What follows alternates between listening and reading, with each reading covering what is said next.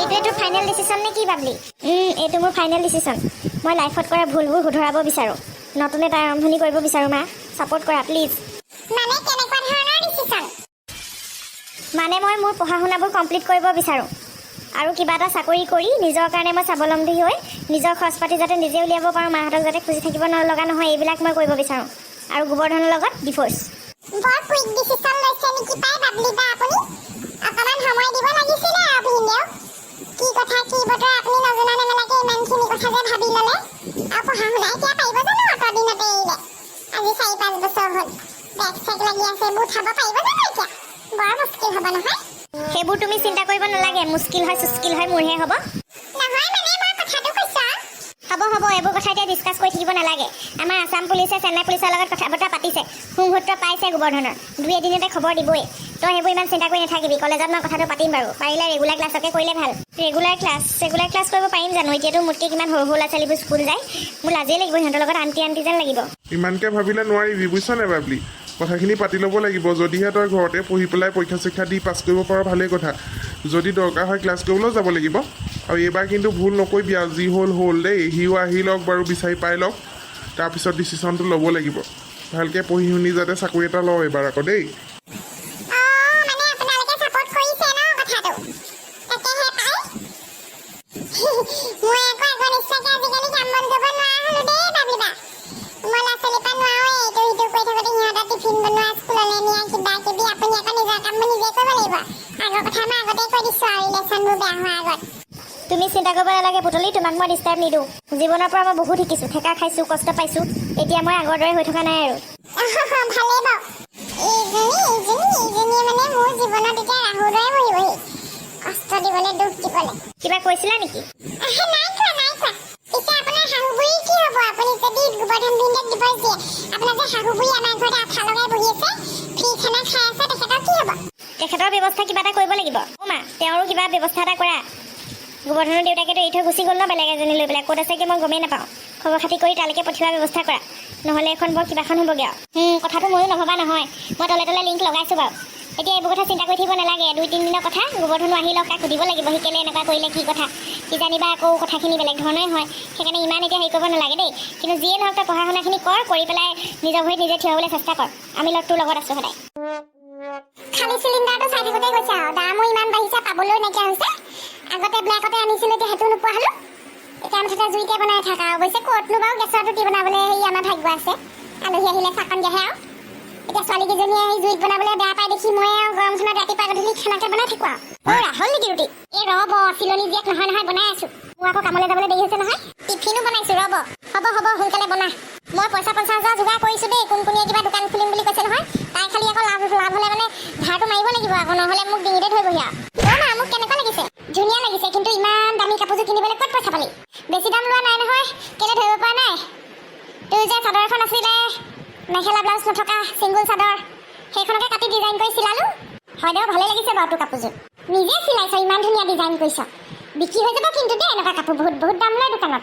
সেইটোৱেতো মোৰ ড্ৰিম ন, কাপোৰ এনেকৈ ডিজাইন কৰি বিকা। আৰু অনলাইন মই ইনষ্টাগ্ৰামৰ একাউণ্ট এটা খুলিছোঁৱেই। মানুহৰ অলপ চলপ লাইক চাইক আহিছে দেখোন। দেউতাই সেই 50,000 টকা এটা যোগাৰ কৰি দিছে। তই দোকানখন অপেনিংটো কৰিব পাৰ, মানে কি কিবা কিবি যদি মানে যোগাৰ কৰিবলগীয়া আছে কৰিব পাৰ। হয়নে দেউতা? মই যাৰ ঘৰত কাম কৰোঁ, মালিকৰ কথাটো ক'লোঁ, 50,000 টকা এটা দিম বুলি কৈছে। অকণকৈ কাটি ল'ব বোলে হেৰিটো। তই পিছত ইনকাম কৰিব পাৰিলে দিবি আৰু। হ'ব, মই যিমান পাৰোঁ হাৰ্ড ৱৰ্ক কৰিম। বাকী চব মই এতিয়া বাদ দিছোঁ। মই এতিয়া ইনকাম কৰি ঘৰখন ঠিক কৰিব লাগে, সেইটোহে ভাবি পাইছোঁগৈ আৰু। নহ'লে মায়ে সদায় দুখ কৰি থাকে, ল'ৰা নাই বুলি। ময়ো যে ল'ৰাতকৈ কম নহয়, সেইটোকে মই দেখুৱাম। আজিকালি দুখ নকৰোঁ নহয়, আগতেহে দুখ কৰিছিলোঁ। মানুহবোৰে শুনাই থাকে আৰু ছোৱালীকে পালি বুলি। এতিয়া আমাৰ বুজিব পৰা হ'লোঁ, ল'ৰা থকা বৰনো কিটো হৈছে। যিখন উৎপাত বাইক লাগে, ঘৰৰ বেৰ চেৰ ভাঙি দিছে। আশীৰ্বাদ কৰিবি তহঁতি, মোৰ যাতে দোকানখন ভালকৈ চলে। মই এতিয়া ভাড়া ৰুম এটা কথা চাবলৈ যামেই আৰু। পইচা 50,000টো কেতিয়া পাম বাৰু দেউতা? দিবই, মই গ'লেই হ'ল। এতিয়া পইচাটো আনিবলৈ ভয় লাগে নহয় অকলে, সেইকাৰণে মই অনা নাই। বেগ চেগ এটা লৈ যাব লাগিব ভালকৈ। আপুনি আকৌ মানুহক কৈ যাব নালাগে আকৌ 50,000 টকা আনিবলৈ যাওঁ বুলি। চোৰে পিছা ল'ব, কৈ দিলোঁ। একদম সাধাৰণভাৱে যাব, সাধাৰণভাৱে আহিব। নহ'লে গুগল পে' কৰি দিবলৈ কবি, মোৰ ভাগৰ নম্বৰটো লৈ যা। সেইটোহে ভাল হ'ব। বাপে ভালকৈ লিখি দে ফোন নাম্বাৰটো, নহ'লে গৈ ক'ৰবাত পইচা সোমাবগৈ। মই ফোন নাম্বাৰটো লিখি দিছোঁ ৰ। এইবাৰহে যদি ছোৱালীকেইজনীয়ে উদ্ধাৰ কৰে আৰু দেই, নহ'লে আৰু দুখীয়াকৈ দিন পাৰ হৈছেগৈ আৰু। সঁচাকৈ দেই, মোৰ ছোৱালীকেইজনীয়ে যে কিবা এটা কৰিবলৈ আগবাঢ়িছে, মোৰ সেইটোৱে ভাল লাগিছে। কি মজা লাগিছে কুলাৰৰ সেৱাটো। মা, শুই লবি অ' মা গান এটা গোৱাচোন কি গান গাম ন তুমি যে সদায় গোৱা নদী মাথো বয় সেইটো গোৱাচোন তই ভাল পাৱ নি সেইটো গান ভাল পাওঁ বহুত দিন গোৱা নাই পাই নদী মাথো বয় কালৈ কোনৰয় বাধা দি ৰাখিব কোনে অ' বাধা দি ৰাখিব কোনে কুলাৰৰ সেৱাটো ইমান ভাল লাগিছে মা আইচ ভৰাই দিছানে আইচ নাই ভৰোৱা পানীকে ভৰাই দিছোঁ বহুত বেছি গৰম হ'লে মানে আইচ ভৰাই দিম আজি আৰু ৰ'দ যদিও অকণমান সহ্য কৰিব পাৰি বাৰু অঁ এই দুইজনী মা বেটি একদম কুলাৰত ঠাণ্ডা সেৱা খাই শুই আছা ন মোক এৰি পেলাই তই শুবি ইমান সৰু বিছনাখনত মই নুজুৰিমে দেখোন ঐ তই গা চা ধুই আগে দেই ৰাতিপুৱা পৰা গা চা ধোৱা নাই টেঙা টেঙা গোন্ধাইছে তোৰ গাটো মোৰ ওচৰত হ'লে নুশুবি কৈ দিছোঁ হয় নেকি কাষলতি তল গুণ কেনে মজা কিনো মা দেখিছানে কেনেকে কাষলতি তল গোন্ধাই আছে এক ঘূৰ মাৰি দিম আকৌ ঐ নাপাই দে কাজি লাগিব তাই আকৌ মোক লেতেৰা বুলি জোকাই আছে তই কিন্তু কেলে গা ধোৱা নাই ৰাতিপুৱা পৰা যা কণ পেণ্টটো পিন্ধি ঘূৰি ফুৰিছা স্কুল নাই বুলি আৰু গৰম বন্ধত ঘৰত কি গা পা ধুব নালাগে নেকি যা ডেকা ল'ৰাটোৰ নিচিনাকে গা চা ধুই তেল টেঙা লগাই একদম ধুনীয়া ধুনীয়া গোন্ধাই থাক আকৌ ইমান লেতেৰা এইটো গা চা ধোৱা নাই ঘাম ঘাম ওলাইছে আকৌ সি গোন্ধাবলৈ আহিছে এনেকুৱা কাম নকৰিবি মোৰ লগত ফটোৱা কাম নে মই কৈ দিছোঁ আকৌ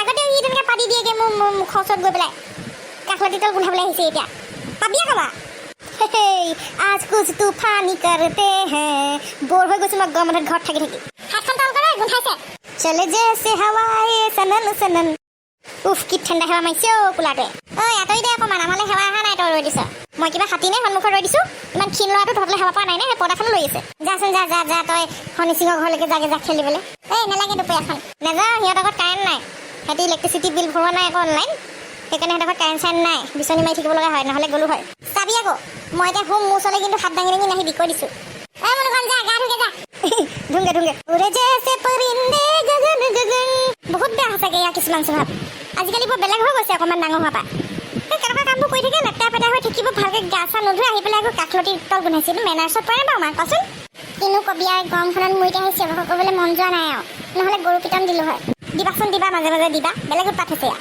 ইউনিট টেষ্টৰ ৰিজাল্ট দিওঁতেহে ওলাব এতিয়া গৰম বন্ধটো সি এনজয় কৰি লওক ৰিজাল্ট দিওঁতে চাবা গোটেই সোপাতে সি ফেইল কৰিব একো এটা নপঢ়ে নকৰে পৰীক্ষা কেইদিনো খেলি খেলি গৈছে পৰীক্ষা দিবলৈ শুই থাকচোন শুই থাক এতিয়া অকণ শুই থাক চিঞৰ নকৰিবি মই উঠি পেলাই দিম ইয়াক ৰখ হয়তো অকণমান হেৰি বোলো কাটি হৈ লওঁ বুলি ভাবিছিলোঁ ইমান ভাগৰ লাগিছে আকৌ কাৰেণ্টটো গ'লে এই কুলাৰটোও বন্ধ হৈ যাব সদায় আকৌ দুপৰীয়া পৰতে কাৰেণ্টটো গুচি যায় নহয় এতিয়া চলি থাকোঁতে অকণ শুই লওঁ দুইজনী চলে জেছে হাৱায়ে গগন গগন চলে জেছে হাৱায়ে সনন সনন এইটো কাউৰী কলা মাতটো এদি গান গান শিকিবলৈ বন্ধ কৰ দেই টোপনি ক্ষতি হৈ গৈছে দিনত কোন হয় জানা নাই চুৰে শুৱে ৰাতি চুৰ কৰিবলৈ গ'লে সাৰ পাই থাকিব লাগে আকৌ মা কথাটো বেলেগ কাম কৰি থাকে তইনো কি কৰ ইয়াক মই আজি চেটেপ কৰি দিম কাক চুৰ কৰিবলৈ যোৱাৰ কথা কৈছ কি কথা ক'লিছ ৰহ পাবি তই হে ভগৱান এই ল'ৰা ছোৱালীকেইটাৰ কাৰণে মই শান্তি শুবলৈ নাপাওঁ যেন একদম আৰু হেৰি হিন্দুস্তান পাকিস্তানে নিজৰ ককাই ভাই বাই ভনীৰ নিচিনা সিহঁতৰ অকণো মিল নাই কি যে হ'ব কাজিয়াকে লাগি থাকে মাৰ পিত নোৱাৰিছোঁ দেই গৰম বন্ধটো কেতিয়া শেষ হয় লাগিছে স্কুল গ'লে অন্ততঃ অলপ সময়তো মই শান্তিকে থাকিবলৈ পাওঁ এতিয়া ইহঁতৰ কাজিয়া ভাঙি থাকোঁতে মোৰ যায় আৰু